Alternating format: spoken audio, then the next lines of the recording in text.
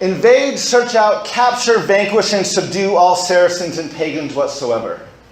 Reduce their persons to perpetual slavery, and convert them to his and their use and profit. Anyone know what I'm reading here? These are the words of Pope Nicholas V in a papal bull, or an official edict of the Catholic Church in 1452. This papal bull, followed by many others from 1452 to 1493, collectively became known as what's called the Doctrine of Discovery. The Doctrine of Discovery is this series of papal bulls that is the church in Europe saying to the nations of Europe, wherever you go, whatever lands you find not ruled by Christian rulers, those people are less than human, and the land's yours for the taking.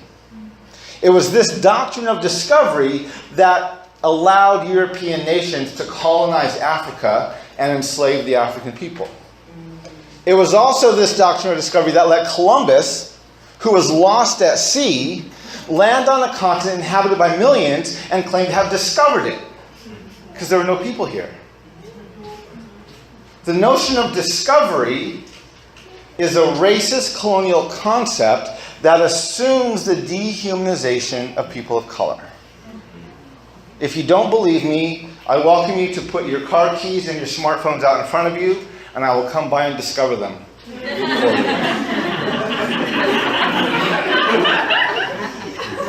Discovery requires the dehumanization of the people who are already there.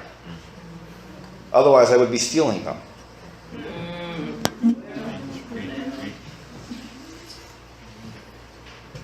The doctrine of discovery is a systemically racist doctrine. In 1763, King George drew a line down the Appalachian Mountains. And he said to the colonies that they no longer had the right of discovery of all lands west of Appalachia. This upset the colonists, and so they wrote a letter of protest. In their letter, they accused the king of raising the conditions of new appropriations of land. They went on in this letter to write that he has excited the domestic insurrections amongst us and has endeavored to bring on the inhabitants of our frontiers the merciless Indian savages. They signed this letter July 4th, 1776.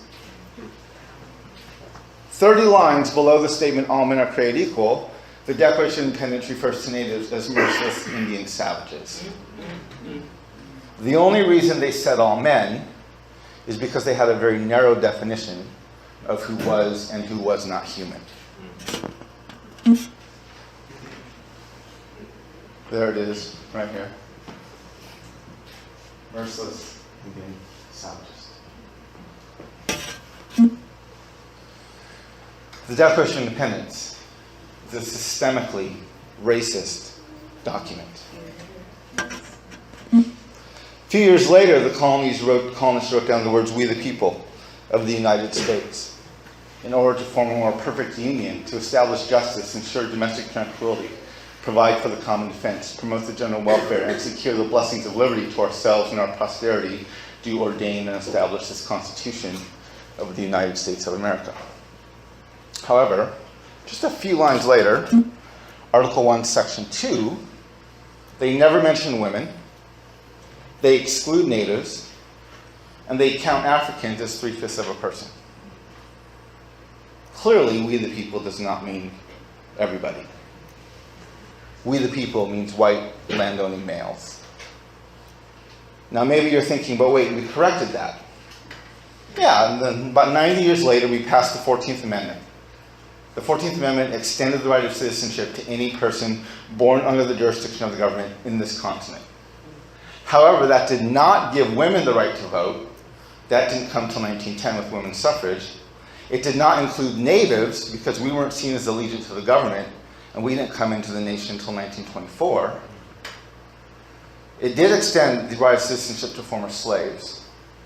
But we often forget that it was the 14th Amendment in 1970 that was part of Roe versus Wade that was now used to conclude that unborn babies are not human and therefore they can be aborted. What this demonstrates is that the heart of our Constitution is not a value for life, but a practice of dehumanization and a value for exploitation and profit. Therefore, the Constitution of the United States is a systemically racist document that assumes the dominant has the right to decide who is and who is not human. In 1823, two men of European descent were in litigation over a piece of land. One bought the land from the government, the other bought the land from a native tribe. They wanted to know who owned it. In deciding the case, the court had to decide the principle upon which land titles were based. And they decided that the principle was that discovery gave title to the government by whose subject or by whose authority was made against all other European governments, which title might be consummated by possession. The court essentially went on to say that based on the doctrine of discovery, natives only had the right of occupancy to land, while Europeans had the right of discovery to the land, and therefore the true title to it. This created a Supreme Court legal precedent for land titles, the reason you can buy and sell property in the United States, that was referenced by the court as recently as 2005. The United States Supreme Court is a systemically racist court with legal precedent based on the dehumanization of people of color.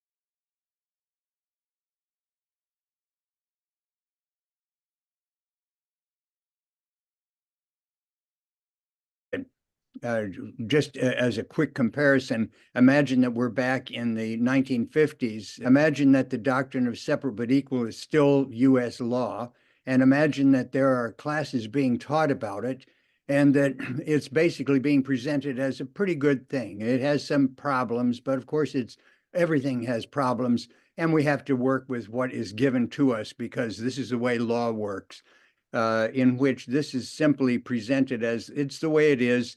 And we now are going to try to work our way around in this maze and figure out some way to make this bad doctrine be a good thing. And we see it in even the highest levels of the courts, and we see it applauded in the media, the Christian discovery doctrine, that the colonial powers acquired ownership of the continent. And the U.S. has adopted that doctrine. That's the McIntosh case, the Johnson v. McIntosh.